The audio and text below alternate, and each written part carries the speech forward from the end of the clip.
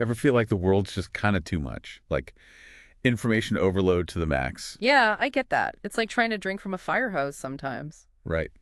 That's why we do these deep dives. Pick one specific source, something that's looking at things a little differently. And then we dive in deep, Yeah. try to pull out the good stuff. The real insights buried in there. Yeah, today's source is pretty interesting, actually. We're looking at excerpts from a spiritual discourse. It's dated March 19th, 2025. Okay, so this is like a specific spiritual tradition. It is, yeah, and it lays out a very particular way of understanding, well, ourselves and the reality we're all experiencing. Now, we're not here to say, hey, this is the truth or this is wrong. We just want to explore it, right? Unpack the core ideas, things like looking beyond our physical bodies. What's the soul all about? This idea of spiritual journey back home. It's almost like trying on a new pair of glasses, seeing if they help you see things differently, if they bring any aha moments. Exactly. And we're here as your guides, Yeah. to help navigate some of these ideas if they're new to you. I'll try to offer a little broader perspective, the analysis, and Well, and I'll be asking the questions you might have, connecting these concepts to how we actually live our lives. that's good. Sounds good to me. Let's jump in.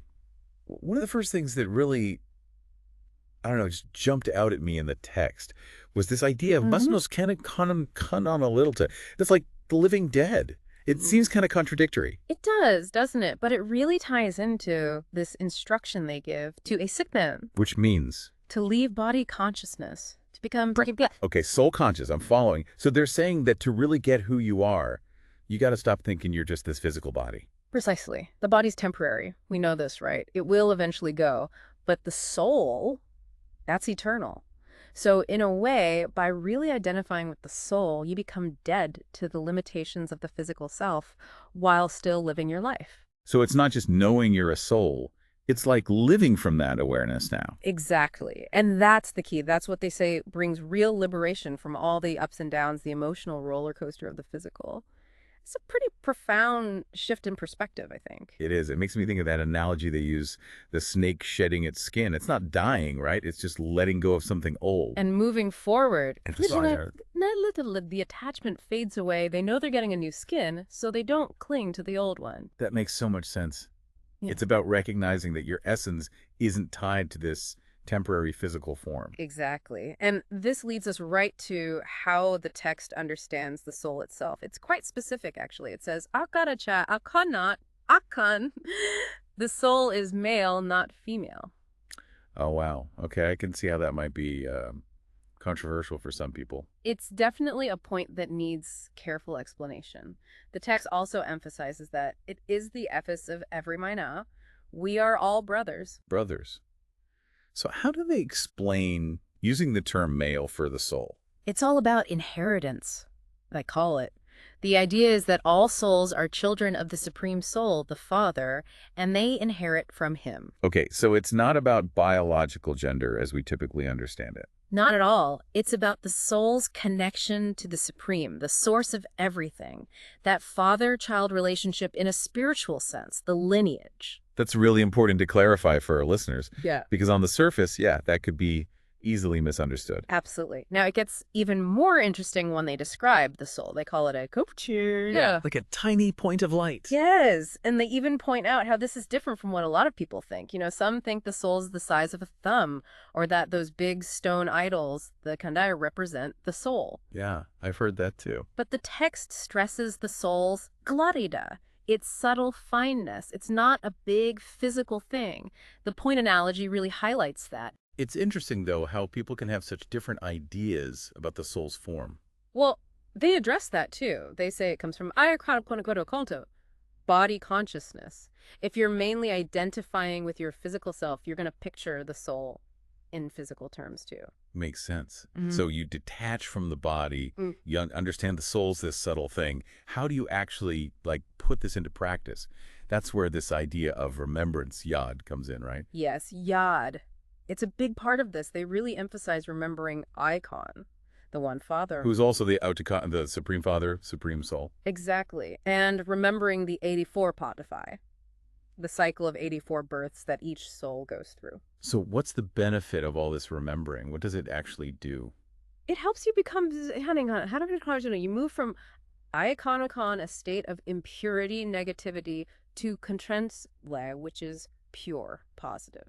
Oh, interesting. Yeah. So by connecting to the Supreme, you're kind of shedding all the, I don't know, gunk that's built up. That's the idea. And they even give practical advice. They say, do this remembering this being soul conscious, especially in the early morning, like a lot of devotional practices. It says, Bricolen, great fortune, comes from constantly remembering. It's like this awareness of your true self, Yeah. your connection to the Supreme, that's what brings real benefit. That's the key, that connection, that awareness. It's what transforms you from the inside out. Okay, now there's also this figure they talk about, Hina, father, or Dahak, Shiv Baba. Right, Shiv Baba. Who is this in the context of the teaching, and like, what does this figure have to do with our spiritual journey? They describe Hada, Shiv Baba, as the Palaki, the one who brings benefit. Benefit how? The one who comes to transform Adita, like the hell of the old world, into Hada heaven. So this father is also the Kankata, the unlimited father, right? Yes, the one who is Gukum Kana Dafayata, beyond rebirth. The idea is this supreme being enters the world at a certain point in the cycle. To kind of purify things, guide everyone back to their original state. Exactly. So it's all part of this bigger cycle of time with decline and then renewal. They talk about destruction and establishment of a new world. They even mentioned the Gatharaja Upeya, the Mahabharata War. Right, the Mahabharata War. It's not so much seen as a literal event in history, but more symbolic, Final cleansing of the old world to make way for the new, the Kal word, the golden age. I'm starting to see the pieces fit together. And it makes me think about that other instruction to not remember the Ambakadare, the old world. Because it's going to be like a haikon, a graveyard, isn't it? Yeah, that's a powerful image, isn't it? It emphasizes detachment. Like, you wouldn't hang out in a graveyard dwelling on the past, right? Not usually, no. So they're saying, don't cling to this current world. Don't get attached to it because it's temporary. It's all going to end. Which connects back to that idea of the stage of detachment, the forest dweller. Exactly. You can cultivate that inner detachment even while living in the world, fulfilling your responsibilities. So it's not about literally going off and living in a forest, right? It's more about the internal shift. Exactly. It's letting go of the attachment to things that are ultimately impermanent. And focusing on that future golden age. Yes, focusing on and they even say, look, we get it. You might be living in just going to compare household life, busy with the Colin state, work and all that. But maintain that soul consciousness. Yeah. Keep remembering. They even say if you can't remember during the day, do it at night. It all adds up. Every little bit helps. Oh, that's good to know. And there's that part about not crying. Yeah. Right. They tie that to the Kais and the Ratia, like this hate in the world of happiness that's coming. They say, practice that joy now. Prepare yourself for it. Because crying means you're still caught up in the old world, the suffering. You got it. Now, there's this other concept, being Amiya Katatan, a true trustee. And they say it's about Amajalan Katgan and God, he do the trust, renouncing possessiveness, that feeling of mine. Ah, yes. That Palombrat. It's all about the ego, that sense of me and mine, and they link it directly to Aitatulation. So Aitan is like the ultimate distraction. It is. It keeps you focused on the physical world, your ego, instead of your true self. It's that captivating movie that makes you forget you're just sitting in the theater. I like that analogy. And they're saying attachment, possessiveness, that's at the root of it all. Exactly. It's the root of suffering. But when you see yourself as a child of Brahma... You're like a trustee. Yeah. Nothing really belongs to you. You're just taking care of it. That's the shift. Everything belongs to the Father. You're just a caretaker. So it's less about ownership, control, and more about stewardship. It is. And that brings a sense of freedom. You're not constantly worried about holding on to things. Because you know they're impermanent anyway. Exactly. You act without being driven by selfish desires or the fear of losing things. It's powerful. It is. So as we wrap up this discourse, they keep coming back to that core message. Remember, only A and B, the Father in the inheritance. The Father in the kingdom, as often translated as kingdom, the Demekben symbolize that. Yeah. It all comes back to remembrance. Remember the Father, remember the inheritance, remember the cycle of 84 births, the return to Haikando to your home. That's the journey they're describing, the soul's journey. And they also touch on this idea of Kanzon Kanebe counts. Right. Dremling in his tap, they say even the Kedo, the chariot, meaning the body, experiences this. It's like we're responsible for settling our own accounts through remembrance, not just by asking for blessings. They make that clear. It's about taking ownership of your journey. Your spiritual practice isn't about begging for favors. It's about actively remembering, purifying yourself. That's a big difference.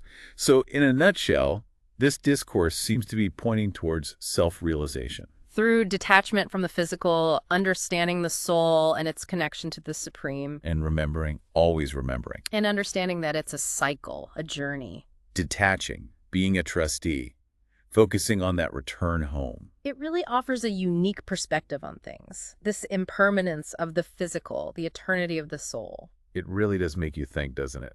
What would it mean to actually live with that awareness? To see yourself as a trustee in your own life? It would change everything, wouldn't it? I think so.